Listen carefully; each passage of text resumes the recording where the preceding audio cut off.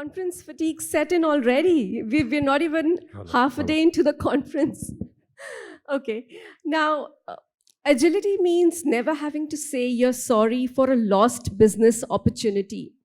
When the light switch moment hit us all in 2020, organizations that had already made cloud computing the front and center of their operations were able to catch lightning in a bottle.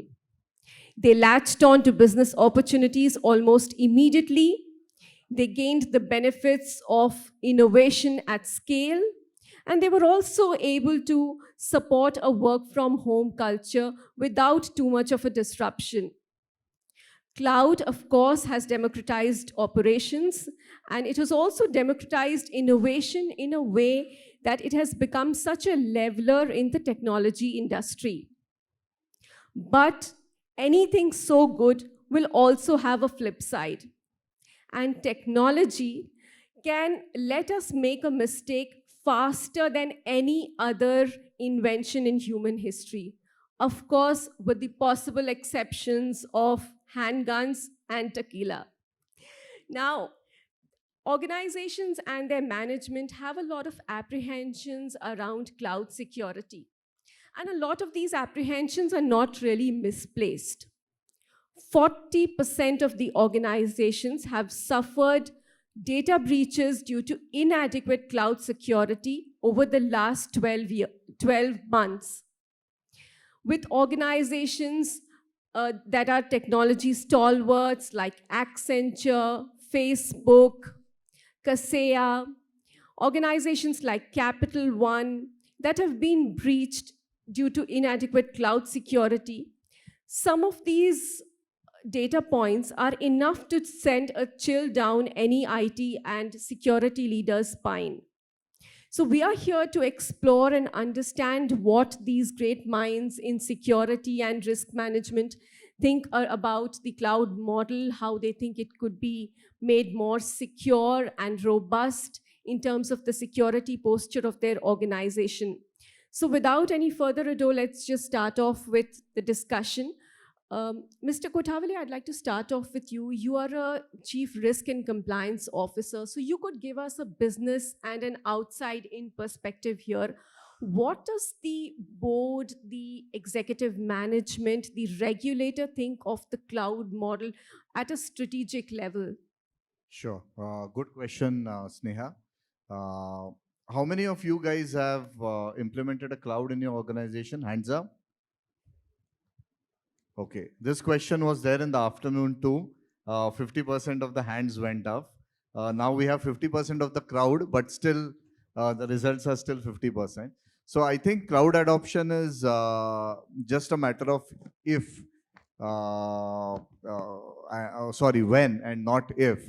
And as we move ahead, especially an insurance company like me, a financial services organization, we need to manage both the opportunity of getting into a cloud, at the same time be cagey about the regulations, be mindful about the security and the risk associated with cloud. If you would have asked me this question, say 4 or 5 years back, it would have been that it looks good on paper, but dekhte hai. And you would see that RBI, my regulator, IRDAI, SEBI, etc., were very cagey then about moving into a cloud environment. Now they are okay, they are fine. But yeah, most important, data localization. So I think that's very important. Some sense of ensuring that you have control over the cloud, is very important. And unlike a traditional on-prem thing where you can look, you can feel, you can know things which you have developed over a period of time, suddenly you're pushed into a cloud setup which is much cheaper, fancy names, faster agility, digitization, all the buzzwords you don't want to miss out. Traditional houses like us want to jump into the fray, but have we prepared enough is the question. So I think it's a journey in progress. The regulators are allowing it, but with some controls. The boards are looking at it, but very mindful. From an outside in perspective, I do regular discussions with my CISO, my infra heads in terms of what we are jumping into. Don't get into the marquee names, but ensure you do your own checks, because your security policy will differ from the security policy which the organization with which you are putting your cloud into will differ into that. And hence, it's very important that you be mindful and you adapt yourself, you customize yourself from a cloud setup. And it is still work in progress. There are risks, but there are tremendous opportunities. But insurance companies like us have a lot of distribution partners, especially banks, etc., whom we have tied up through APIs and other means, and very fast enablement. COVID has accelerated. It has done things which we could normally not do in terms of a digitization journey, and cloud has helped us a lot. But when we have done on that, has security matched the same pace as the pace of digitization? I'm not sure. We are doing a catching up game, and hence it's very important that we be mindful of the risk associated with cloud, map it, but jump into it in a calculated way. So that's a measured Right. response. Right. So, Mr. Kotavle, you did a brilliant level set for us because you gave us a perspective on how cloud has become an important part of the acceleration equation that has happened uh, post the pandemic. You also spoke about the fact that there is an increased acceptance for the cloud model now among the regulators and the management. Of course, there are concerns around control, around data localization, and they will always remain, and that they should. Only then we will have a more robust security posture. Now, I'd like to move on to Rajesh. Rajesh, uh, we look at 2020 as the year work moved home, but in reality, it was a year when workloads moved to the cloud at a very large scale across a lot of organizations. Now, while you were trying to support this work from anywhere culture, how did you keep up with the need for this changing work dynamic while also securing workloads on the cloud? And that's very critical for you because you are a data processor, a data controller in the staffing space. So, security is very critical, like all organizations, but of course for you also. Thanks, Neha. Quite a loaded question. I'll try and keep my response crisp yet comprehensive. So, I think I'll structure my response in three parts. Uh, to start with, every time I step on a stage or in every discussion, I love bringing this statistic for the sheer reason of being aligned with what exactly happening across the world when we talk about digital transformation. I think I've talked about this several times that the world sits on top of 74 zettabytes of data. When I say zettabyte, that means 1 trillion gigabytes. And if the predictions are going to be correct, then by next 5 years, we are going to be clocking up to 200 zettabytes. Now, with that, if you see about 70% of this data is actually corporate data. And out of this 70% corporate data, more than 51% sits on the cloud. So now that means that cloud adoption has already kicked in action fairly early.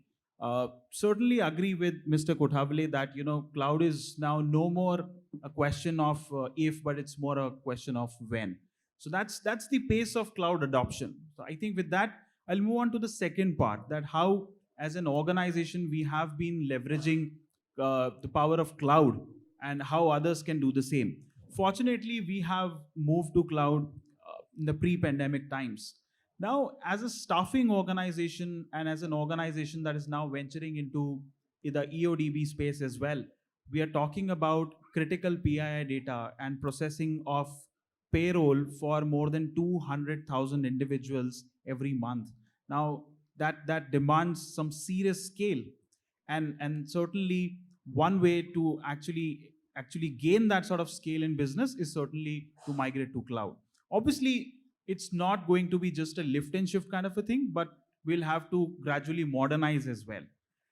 Now, when we move on cloud, obviously securing the cloud workspace also becomes a challenge, and this challenge just became even worse when the pandemic hit us.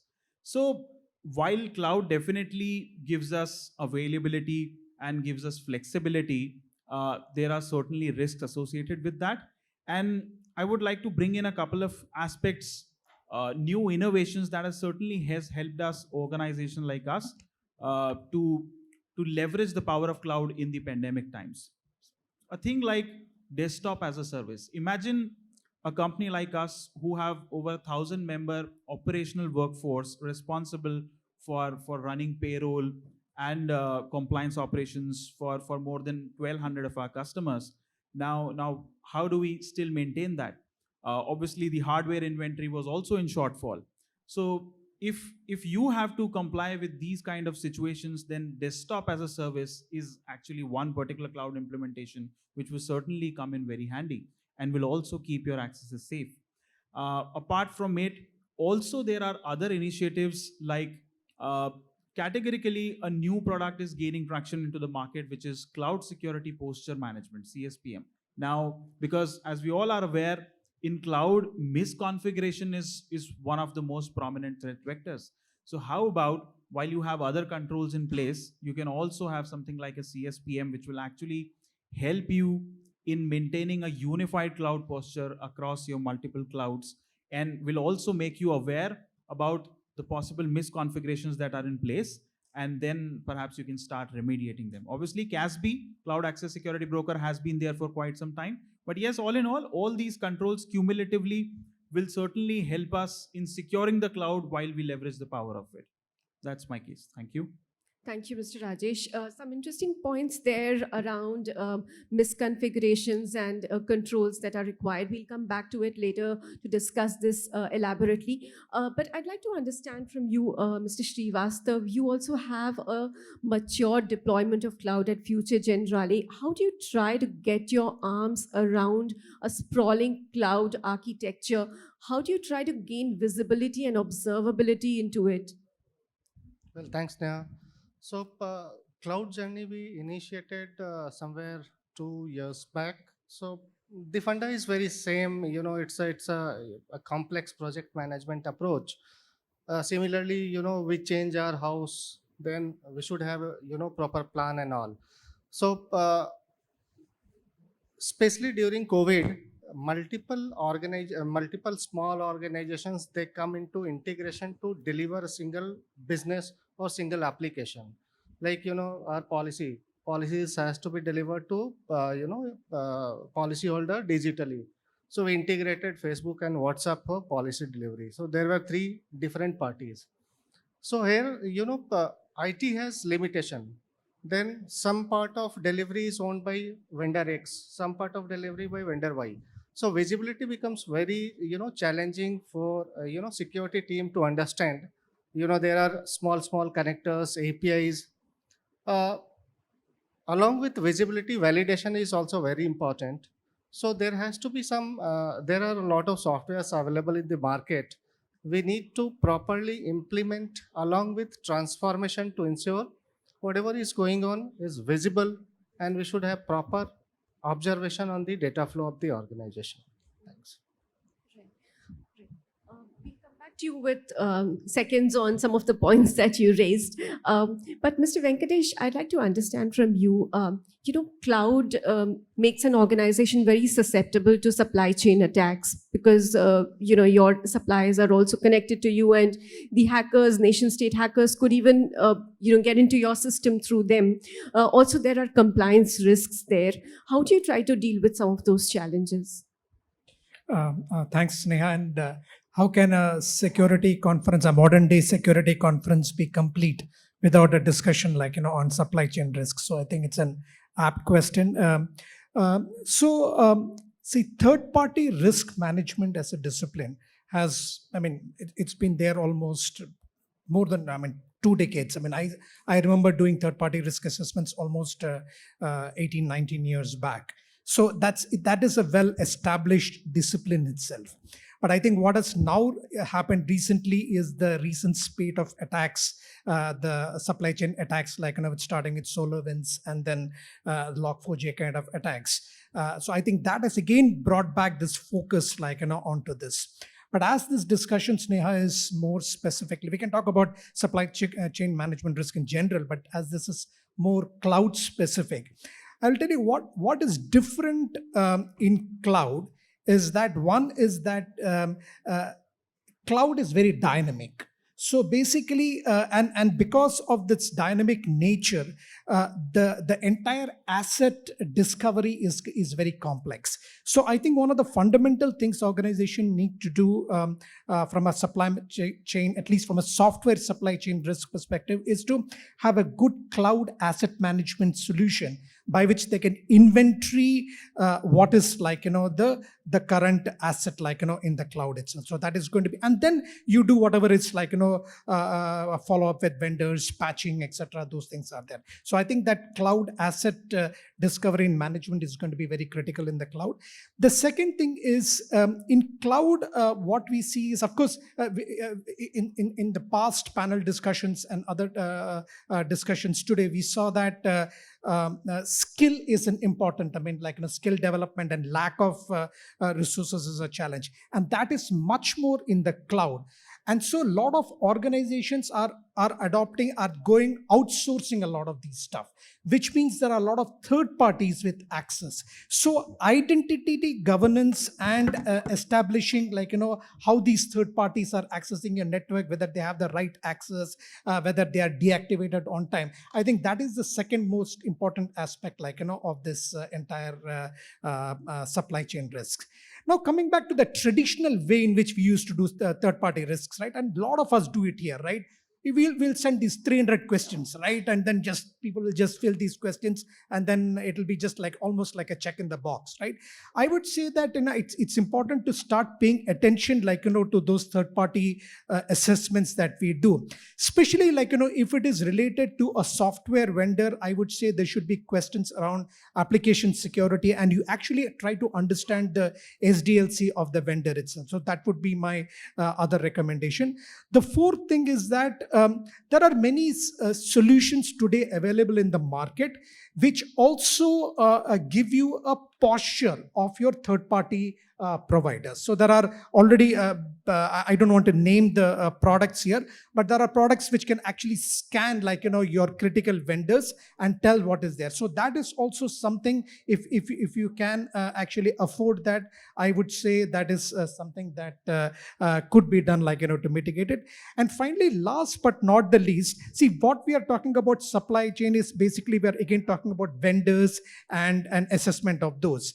But then there are engagement specific assessments, right? So basically you may be assessing Microsoft as a vendor or whatever it is, Capgemini as a vendor, but actually Capgemini is actually doing a particular implementation for you. So that engagement specific design and architectural assessments are extremely critical, and in fact they may be much more critical than Capgemini as an organization, right? We do this, oh, let's send a questionnaire, 300 questionnaire to Capgemini. But that's not really the thing. Is when Capgemini has done that implementation for you, or they are one of your outsourcing partners, I think you should focus more on the engagement as much as the actual third-party assessment. So these would be some of the ways we could address the supply chain risks. Interesting. You've given me a lot of points to build this conversation on, and I'll come back to you with questions around those. But let me very quickly ask Mr. Chandan. Mr. Chandan, you're representing Haryana and J&K. Haryana is pretty much an agricultural, agricultural state where you deal with a lot of farming community members. You've put your e-Khareed platform and your Mera Fasal platform on the Railtail. What has been your experience with the cloud model, and how are you trying to secure it? See, the governments, they started building their data centers around 10-12 years back. When the National E-Governance Plan was started, and that time it was normal, that was not a cloud environment. Then MITI, they started the Meghraj perspective, where 4 data centers with the NIC were started, and later on they were expanded to 8. And now MITI is coming up, it's not coming up, it's already notified around 20 odd private companies which are offering cloud certified government cloud environments, and governments are allowed to go and host their data in those centers. So this is the level of migration which the governments from the native environments to cloud environments they have come up. So cloud is pretty much a accepted thing now. Earlier there were apprehensions, but still the government's mindset is that anything which is not that private, that should be put on our own data centers, native data centers. But other than that, it is a moderate or a normal website or normal portal collecting data and forms. So that kind of information that can be put on cloud. So Haryana is a very, as you rightly said, it's a agriculture prone state. Punjab, both Punjab and Haryana, we have our own team, our own resources, and we have created this platform and hosted in the Railtel cloud. That is again the team paneled service provider, and the services are running fine. So I must tell you that the performance which we wanted. See, there are challenges in our own data centers. Maintaining data center is not a easy task, but having cloud where it gives you elasticity and it gives you the power to increase the compute and resources at any given point of time at the need basis, and then reduce it when the need is not that much. So that infrastructure as a service that can only be given when you are on the cloud platforms. So yes, we have our platform on this eCreed platform and Meri Fasal Mera Beura platform on the Railtel cloud. It's catering to almost maybe 10 crore transactions in a 1.5 months time period when the Creed is started, and around 15 to 16,000 crores are transferred to the farmer's account within 3 days when the farmer is landing its produce in the mandis. So they're pretty good. We're taking care of the securities. There are strong SLAs. The services cannot go down. Railtel, though being a PSU, they are excellently managing our data center, these services, and we are happy with that. More likely, Haryana as well as J&K, they are planning. J&K is already having a cloud-based data center, and for Haryana, we are planning a big way, a cloud-based data center in a new data center setup, because government has sensitive data, so there are still apprehensions, and they will remain. So till maybe another 5 years down the line, those the perspective may change, but still there are apprehensions. The Aadhaar, there are other compliances also. The Aadhaar Act, the health record, the caste record. So there are some instructions from the Supreme Court. There are some rulings. There are acts. Those data cannot be made public. And whenever we think of cloud, so there is always a risk that what if that data is lost. So there will be bad name to the government. So there are apprehensions, but slowly and steadily cloud is gaining pace, and they are making its path in the government. And it's very heartening to see how you're using it at scale for the benefit of the farming community. Govil, I'll come back to you, but I want to very quickly build on some of the common themes that emerged in the first round of questioning. Mr. Kothawale, while we were discussing, in the first round, one of the themes that emerged is, and also Mr. Venkatesh alluded to it. So, how do you make sure that your security team and your business stakeholders across the organization understand the fundamentals of data movement? They understand the fundamentals of identifying the sensitive PII company data, and they also understand how to then go about the third party risk assessment in the cloud. Sure. So I think risk management generally and information security or cyber security specifically is not the domain or ownership of one particular team. Absolutely, it's a business risk. Which is the CISO in my team. So I think the tone at the top is very important for any cyber security or information security initiative.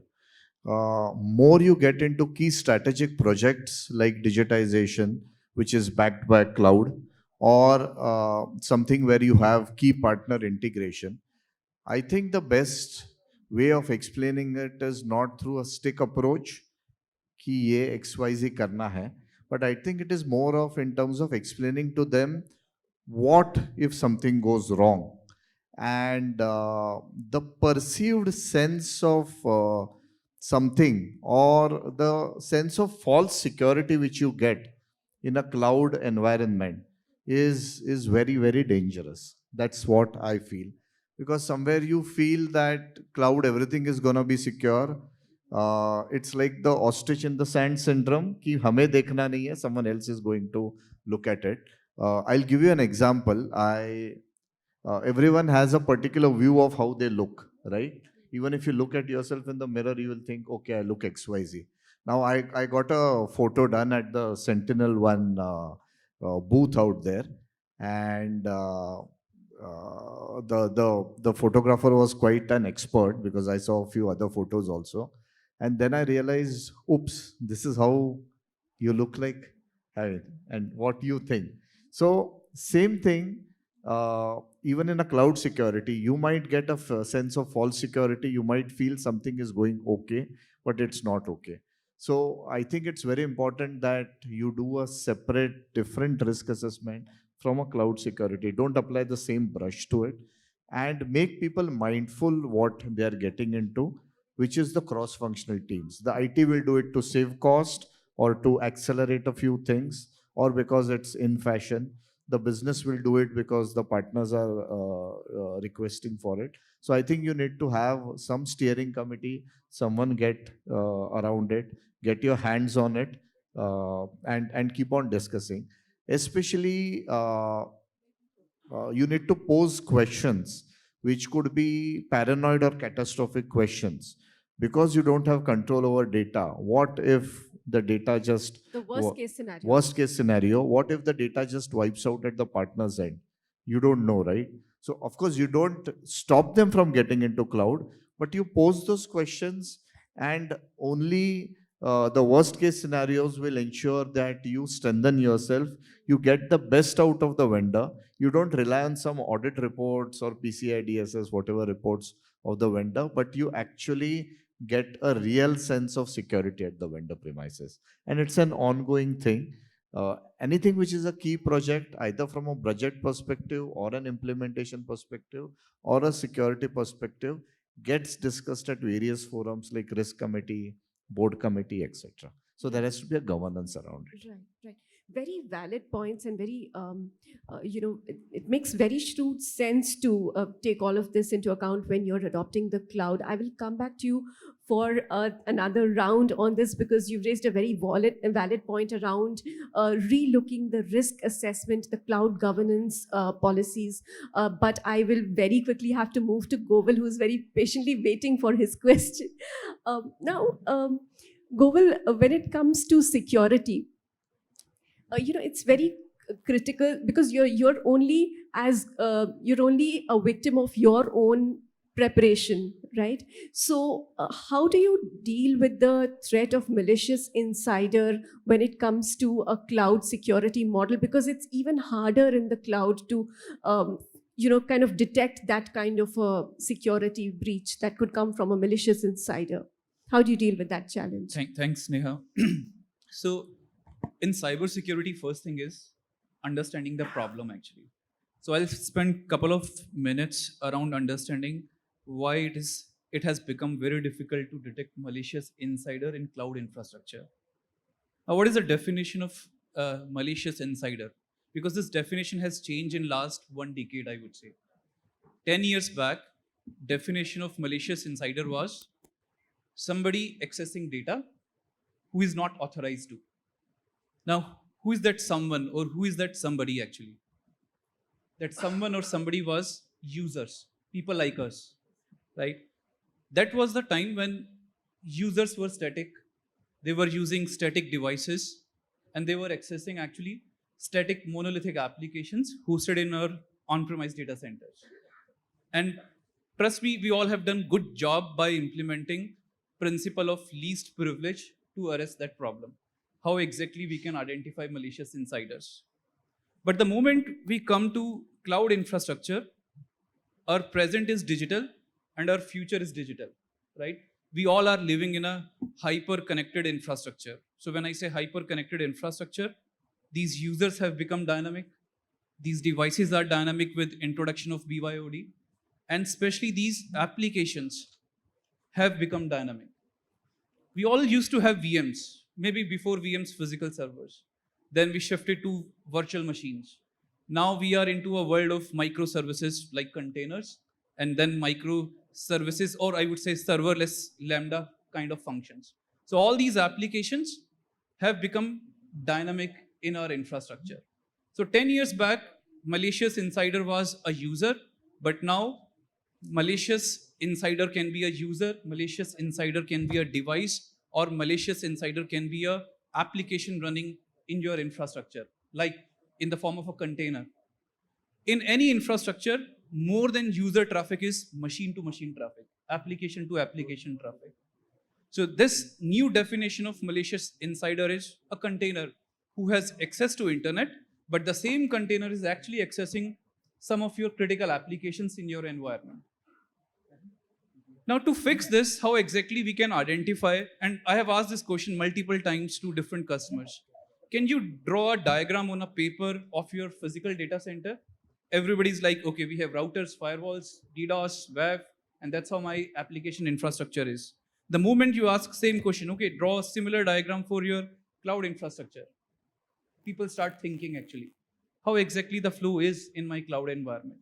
Now, taking all this information, and if I summarize how exactly and what should be the best practices to identify malicious insider, number one priority in your security roadmap should be take cloud as your XDR journey.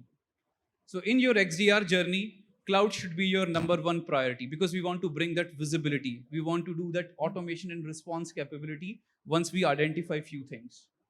Second is, we all users are known for making mistakes, right? You should do baselining, and we all have discussed in previous questions as well. We should do the baselining of configuration, and there has to be some tool which can bring configuration management so that we can identify who is making the changes. Third piece, I would say, again, that is traditional coming from on-prem infrastructure to cloud. That is around managing identities. And specifically, you mentioned about Capital One attack, right? Best example, we all should actually learn how exactly identities have been misused, right? And how exactly 100 million user data was actually being compromised. And the last piece, which we all are struggling with, to summarize, we all have using different workloads in different clouds. Somebody is using combination of AWS, GCP, somebody is using combination of maybe Oracle or Azure. You need something which can bring single console for that visibility. Rather than analyst or IT or a DevOps guy logging into 4 different consoles, you should have one single console and you can bring that visibility of your multi-cloud infrastructure. So these 4 things I would say are very much needed to bring that visibility of malicious insider in your environment. Right. So very interesting and insightful points there, Govil, especially when you spoke about how identities need to be protected in the cloud, and that's the first step towards then dealing with the problem of malicious insiders. Now, there was one theme that was emerging, and Mr. Kothawale alluded to this, that you shouldn't have a false sense of security when it comes to cloud, because even if you're adopting the cloud, it's and you have a cloud service provider, it's still your workloads that are going on their cloud. So, how do you think this question is for Mr. Rajesh? How do you think the shared responsibility model of the cloud works to ensure that your cloud service provider is securing your cloud, and the enterprise takes care of the controls and the verifications then? Sure. Firstly, thank you, Mr. Kothawale, for bringing this up. Certainly a very, very important aspect of cloud adoption. And I think let us all admit that there is still a lack of understanding in true sense around what really a shared responsibility model is. And particularly in organizations, while the techies may have idea about it, the businesses and the governance panels are still have to really get into the depths of it. Shared responsibility, what exactly is it means? We have often saying that the cloud partner is going to be responsible for security of the cloud. However, we, as in the data owner or the asset owners, are going to be responsible for security in the cloud. Now, what exactly is means? I mean, as a principle, looks fairly fancy, But often people don't really realize that when we are talking of security in the cloud, then we are talking about application level controls. I think my fellow panelists really brought it up, your identity access management. Then I'm talking about encryption. While you talk about security of the cloud, it is only going to be things like network, availability, edge locations, zones, these kind of things.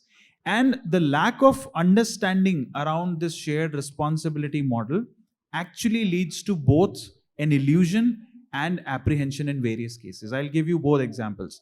I think in my experience in various organizations, I have been part of software development projects, I think more than 25.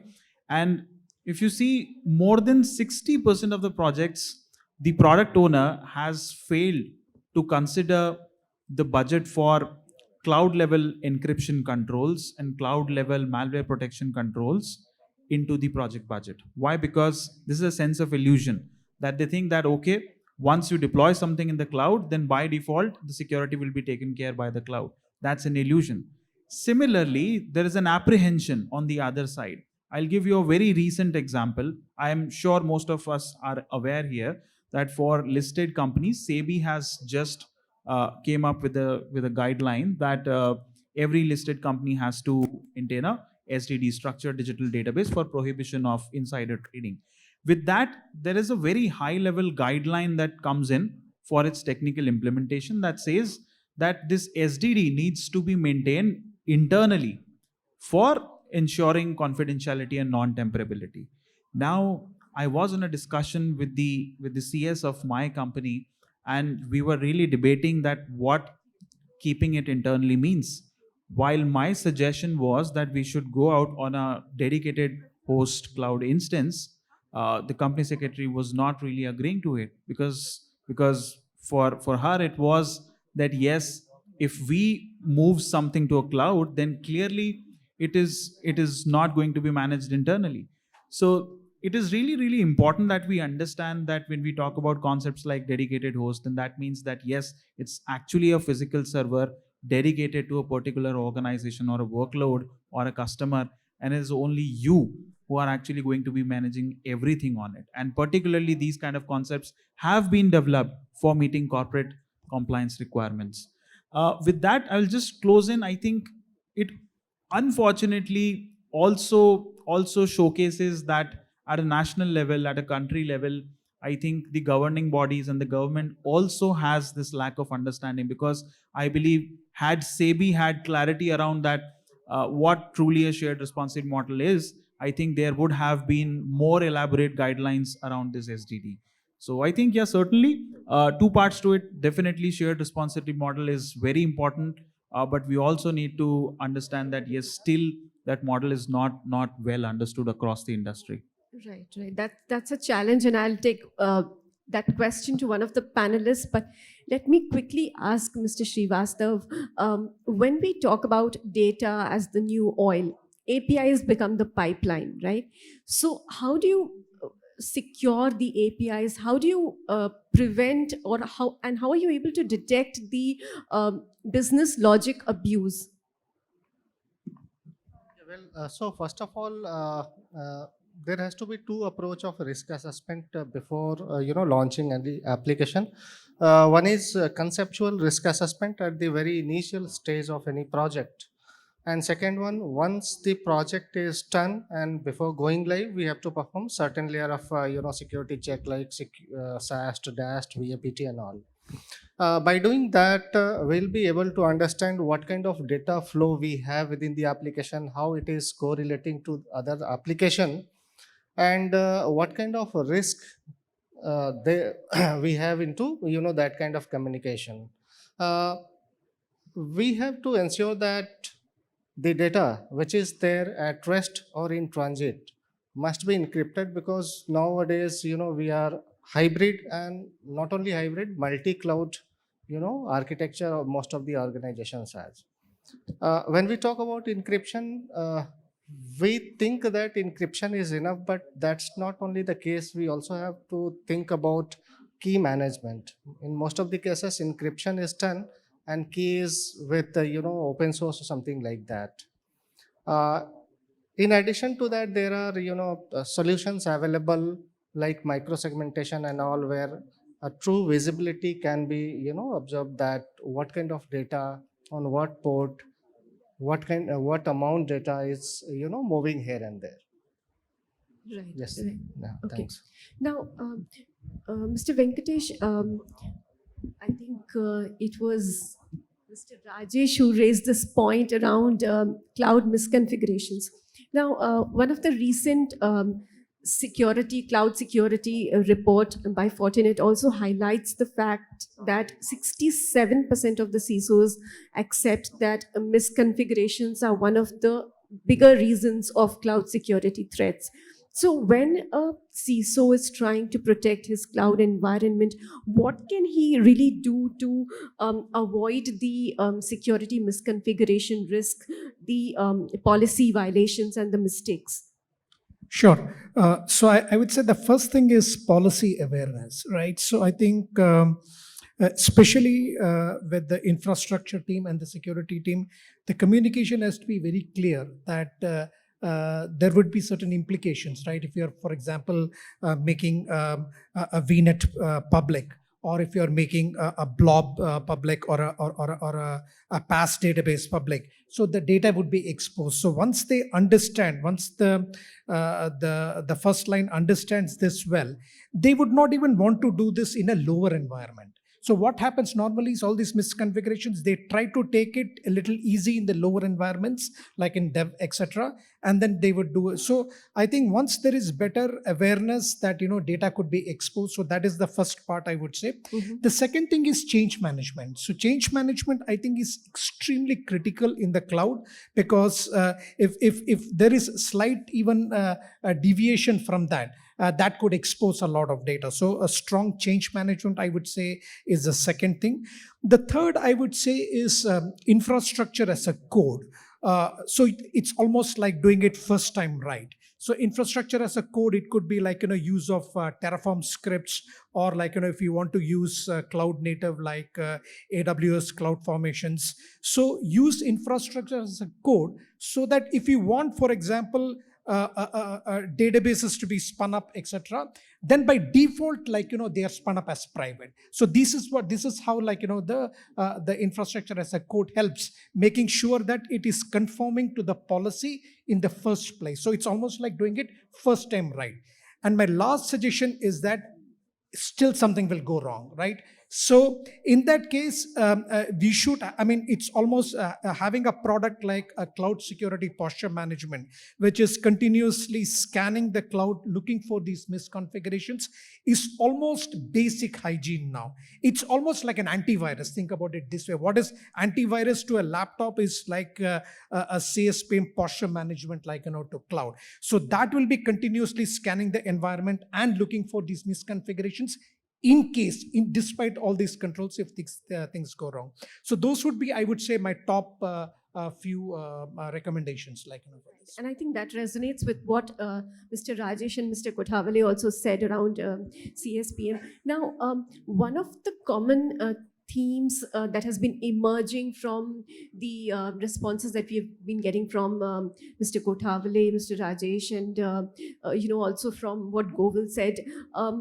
One of the fact remains that there aren't too many people who understand the cloud architecture, the security posture, APIs, and a whole lot of things, even third-party risk assessment.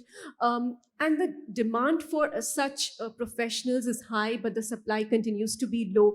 Mr. Chandan, this question is for you. How are you dealing with this kind of a challenge in the government sector? How do you make sure that you adopt the best-in-class approach while also dealing with this skill set shortage? See,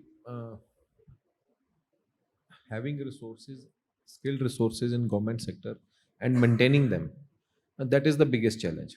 See, private sector can lure the resources by offering them better packages, better facilities, multiple other things. But in government scenario, there are no such provisions. So a person who is an extraordinary performer, he is also paid the same amount, and if somebody is not that much good a performer, he is also equally treated. So yes, definitely the challenge is there, but there comes the outsourcing. Government is open to the outsourcing models where we hire good companies to come and give us best resources and who can actually work on these things. Plus, there are some policy level decisions also taken in the government. Haryana was the first state to launch its cybersecurity policy, and it was announced by the Honorable Union Minister then. Um, we have kept some provisions for the capacity building part. See, after demonetization, the digital market, it was like everybody wants to be on the digital, and currently Bheem and UPI is the most touched digital platform. Considering that scenario where the digital footprint of people that has gone tremendously up, and after COVID was a disaster in many senses, but it was a very good opportunity for all these cloud enabled. The education was on cloud, many other things like desktop, having a localized environment, having many things on cloud It over was a internet. forced march to a lot of Yeah, so the technology VC adoptions. earlier VCs were not that much popular, but after, they were the new normal once the COVID hit our government sector.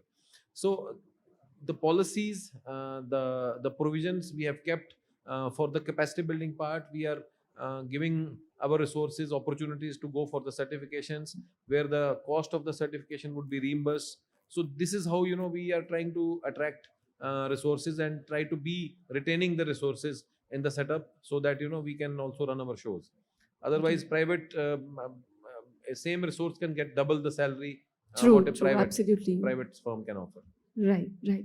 Now, Mr. Srivastav, Govil in his response referred to the fact that there needs to be a centralized approach to managing identity. Now, identities become the new perimeter. So, how do you think a centralized identity and access management approach could help CISOs secure the cloud?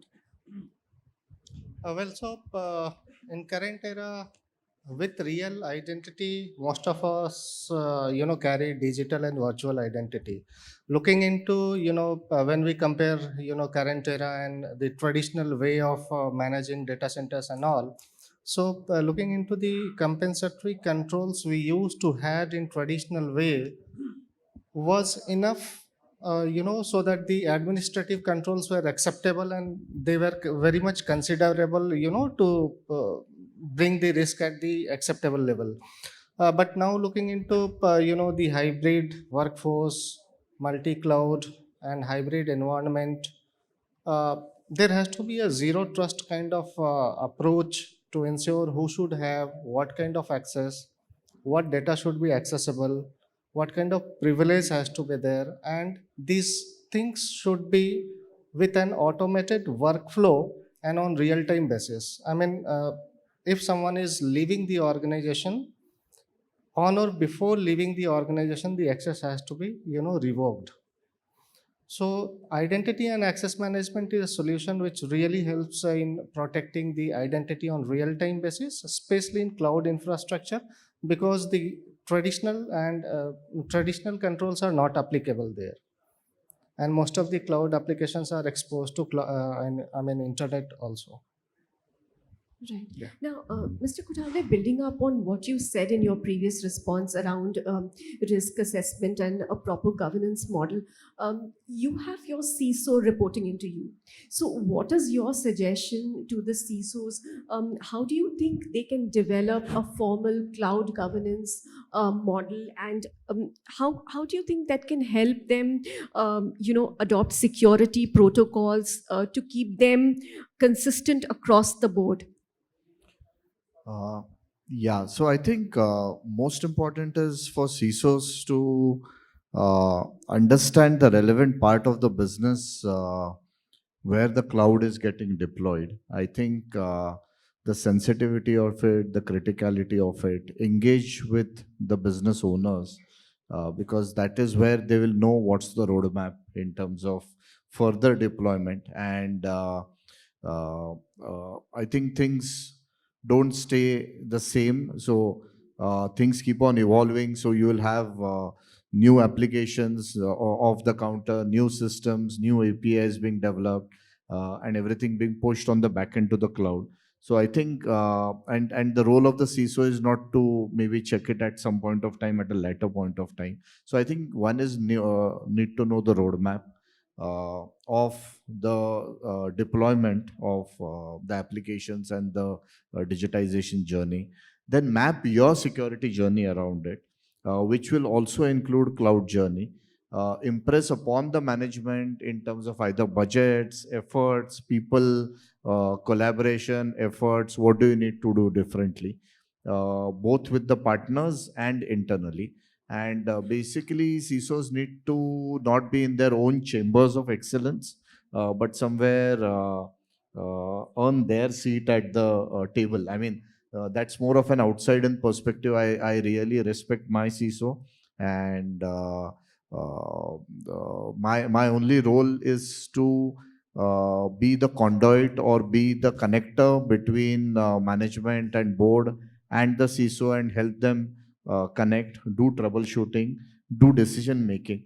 But technically, the CISO is where the CISO is.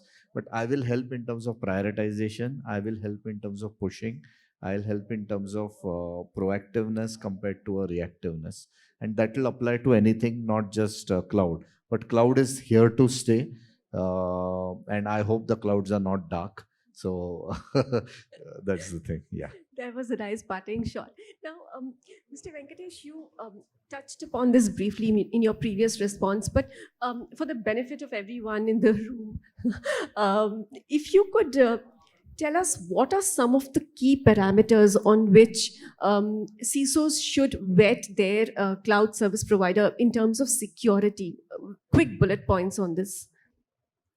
Yeah. So the first thing is, I would say, visibility is very important. So we should be CISOs should be looking at providers or partners also who can provide, like, visibility, whether it is in form of CSPMs or not. Now today there is attack surface management. Attack surface management very tailored to the cloud, like, could be an option. So I think that is one of the things that's important. The other thing is, I would say, least privilege, I think, is extremely important with the cloud. I cannot emphasize more, like, on least privilege, because least privilege from a third parties, from a provider perspective, also, like, from access, like, to applications, because people make mistakes, people over provision things, and people expose a lot of stuff. So if each and every application owner, for example, were to do least privilege, I think the overall cloud environment, like, would be much better. And my last, I think, suggestion is that because a lot of the services are going towards microservices based, a shift left kind of an approach is going to be extremely critical, where you have security built in right at the time of provisioning Security by of it. Yeah, design. security by design, right from the left and all the way up to the runtime environment. Right, and along the that's same side. what adds to the value chain as well, right? Absolutely, yes. Right. Yeah. Right. Now, Govil, when an organization is redesigning its cloud security strategy, how do you think it can adopt a security mesh using the ML to then develop a self-healing kind of a security for networks and for the cloud architecture? I think so many keywords here, but what we feel in cybersecurity, sometimes difficult problems can be solved with some fundamental things, right? So, be it a physical world or a cyber world, intelligence is critical for decision making, right? Now, what is that intelligence when it comes to the cyber world? That intelligence can come from endpoints. So, generally, we call that as a EDR, for example. That intelligence can be collected from network, for example, and then we all started hearing about NDR. That intelligence can be collected from cloud. Then we all started saying, okay, this is CDR, right? And then we all said, okay, sometimes managing this intelligence is difficult for us because of skill set issues, and many people have discussed about this in previous sessions. We started discussing about MDR, managed detection and response. So whatever you call it, be it a EDR or a CDR or NDR or maybe a couple of other things, but idea is you have to bring that intelligence coming in from different infrastructures, be it on-premise, be it cloud, be it mobile. And once you have that intelligence coming to a single place in your data lake, that's where you can actually run your machine learning engines. Idea is, I want to reduce the false positives which are there coming out of that specific intelligence. And that's where machine learning and artificial intelligence is helping organization to reduce that false positive. And once you have these false positive reduced and you have actionable intelligence, I would say, then all these controls should be able to consume that intelligence again. For example, in on-prem infrastructure, I have firewalls. I have still my proxy solutions. I have endpoint security solution. So whatever curated intelligence I have, I should be able to give that intelligence back to my security controls. So now whether you call this entire model as a XDR or YDR or ZDR entirely depends how exactly you solve these problems and how exactly you make all these security controls talk to each other. I think that is the future of cybersecurity for every organization. And on that exciting note, we'll wrap up this session. Thank you so much, gentlemen, for this vibrant exchange of ideas. I think with all of you, the insights just spilled like a bag of marbles emptied onto a table. Thank you so much for sharing your real life perspectives, the best practices that you had in mind around cloud security. Ladies and gentlemen, can we have a thunderous round of applause for these enthusiastic gentlemen?